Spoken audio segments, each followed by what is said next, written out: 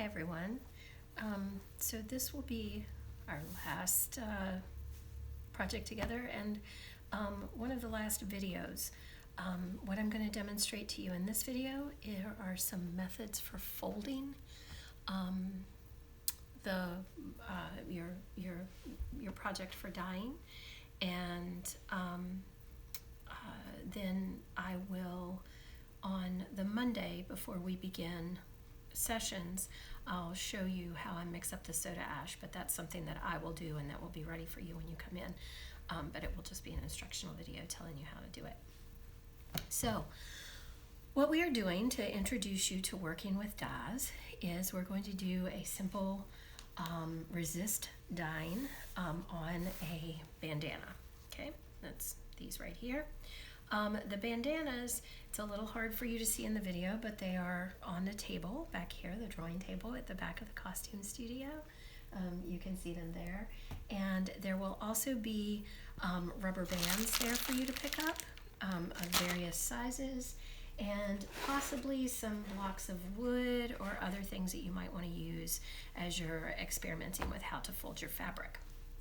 Another thing that I should say is that if you have like a white all cotton t-shirt or other item that you would like to try some techniques on, you are welcome to do that if we have enough dyes left over after everyone in your session has done the bandana that they have to do. Does that make sense? So if you have another project that you would like to do or like to play around with, feel free to grab some rubber bands while you're here and fold that up and bring it in with you, and we'll see if we have some leftover dyes at the end of the session that you're in for you to be able to do that. So what I'm going to show you are some folding techniques more than twisting techniques. So one of the things that I like to stress when we do this is that frequently, I'm sure in camps or other things in your life, you may have done what is known as tie-dyeing, right? Where you twist it up and you wrap it and you create swirls and various things on t-shirts or other projects. And again, we tend to call that tie-dyeing because we tie it up. I like to, in this class, make sure that we realize that that is actually a very ancient process. That it's a method of what is known as resist dyeing. I talk about that in that document that you should have read by now. And in resist dyeing, what we do is we lay down either we bond the fabric or fold the fabric in a way to make it resist taking dye. And culturally, there's some really important. This is culturally important in many areas of the world. One of the best known is shibori dyeing in Japan, which mainly uses indigo dyes, blue, for their work. Another form of resist dyeing that uses wax is batik, and batik is some of the best known batik styles come from Indonesia, but it's also used in India, it's used in Africa, it's used around the world. So just like to make sure that we know where things come from as we do them. And the other thing about the shibori techniques, as opposed to some of the tie-dyeing that you have probably done in your lives, is that there really is like a process to get specific looks. You fold it in specific ways and you can get specific looks. I have an article on Moodle that I hope that you will look at that shows you some specific folding techniques and what you can get from those if you use those techniques. But what I wanted to show you were just a few things like that you can do to get some interesting effects on your fabric.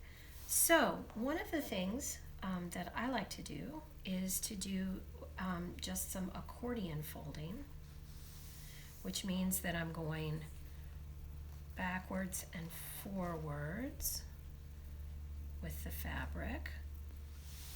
Like that. I don't know if I slide this direction if you can see a little better. Okay.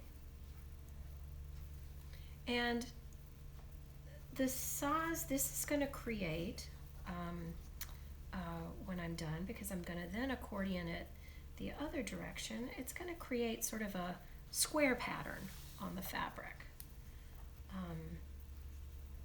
So you can do it that way and then that way. Okay. Then I'm going to accordion it this direction. Okay, can you see how I'm doing that there? Just picking it up and folding it over. Picking it up, folding it over. Okay. Okay. Then I would wrap this with a rubber band. As you can see, we have many different sizes of rubber bands. If I wanted a sort of a stronger, bigger mark on this, I might use, like I got these really fat rubber bands here where the dye is not going to go underneath that. So I might wrap it multiple times with that, going this direction and then also this direction. And then I could put dye on the corners, and I would end up having a good bit of white on this with dye in sort of a square pattern throughout. Okay, you can play with accordion folding it in different directions. One of the things I should have said, when you pick up your square of fabric, there's enough for everybody to have one of these, and there are a few extras in case somebody really messes up and wants to do it differently. But that said, when you pick it up, you should, I would iron it. They're pretty wrinkled. We've pre-washed them. So if you just, when you pick it up, just go back to the iron and iron it, and that would be great. So something that some students have done before is sort of a fan-shaped accordion fold on your fabric.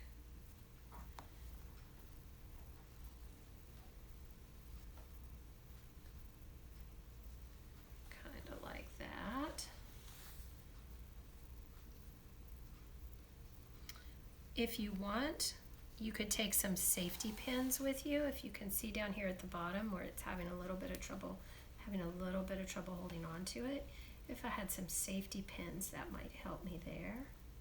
Okay, and then I'm going to go like that.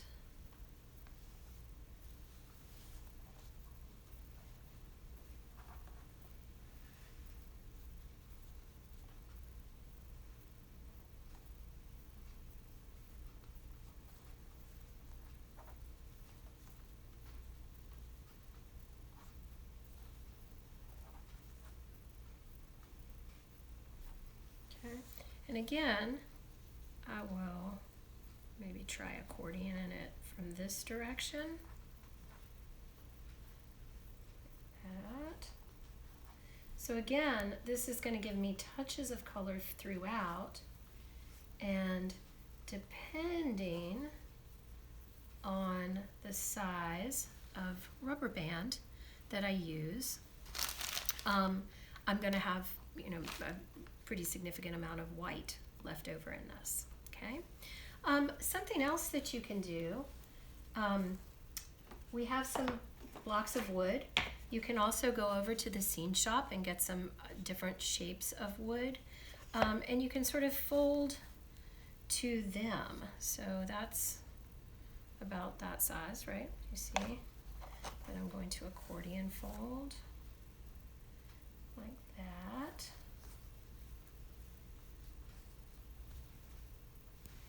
And then I'm going to accordion fold like this, and I'm going to see like what size. Yeah, that's kind of good size. Like that. Okay, so then I could put this block, I could sandwich the fabric in between that block, and then bind it with your rubber bands and do all of these edges, and then I'm really going to get a relatively crisp mark around it. We also have, you could do round ones if you want to. these are big round ones. I only have one small round one, I think. Oh, nope, here's one. Nope, that's not so big. Nope. So I could put 2 round ones on there too, and then that might give a more curved shape in there. We also have some bigger round ones. Okay, and again, you can go to the scene shop and you can find some scrap and play around with that. We also have some that are longer, so you could do a more rectangular. You could fold it like that,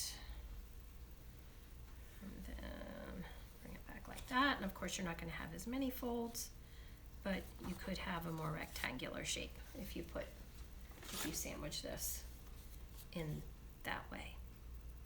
Okay, great. Other things that we have over here that you can play around with are we've had students use these to do different kinds of twisting. You can put your pole in the middle, the piece of PVC, and then you can work at twisting your fabric around that. That can help guide and give you some, and then wrap your rubber bands around it, and that can help guide and give you some interesting twisting effects in there. The other thing that you can do, and again, is often used in shibori, is that sort of classic picking up pieces of your fabric, okay, and doing a twist, okay. You can do multiples. You can do, like I could do this twist in the middle, okay. Then I could pull up and I could do a twist at each corner, right? So I could do a whole group of twists around this and then tie them off with the rubber bands. If you're doing twists like this, I would recommend using some of the shorter and smaller widths of rubber bands, because otherwise you're going to end up wrapping and wrapping and wrapping and wrapping and wrapping, and you may not end up with a whole lot of color on your fabric when you're done. Okay? All right. So that's the basics of how to prep your fabric before you come in. You must, I'm going to repeat this again, I've said it in the sign-up sheet and I've said it in the email. You will not have time. We have an hour. Each session is an hour. That should give us enough time to mix our dyes and for people to apply their dyes and get their item into their plastic bag and then get cleaned up. So there is not time for you to do this kind of preparation before you can do your work on that day. So please, please, please do this preparation before you come in for your session. Okay? Excellent. And then I will see everybody in another brief video about mixing up a soda ash bath that I will post on the Monday before we begin signing up before we begin our sessions. And then I'll see everybody downstairs in the basement. Thanks so much.